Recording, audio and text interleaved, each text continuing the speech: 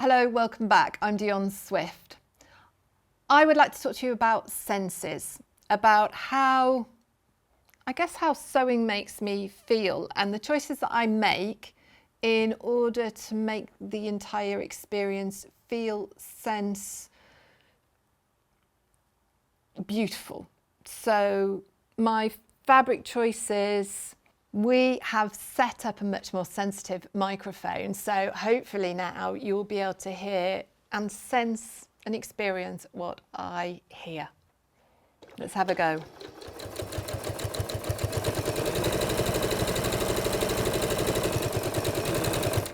Of course, there might be another way that sound is interfered with and disrupted, and that could be through an old or blunt needle. Now I've got an old needle in the machine at the moment, so let's see if we can pick up the sound that it makes.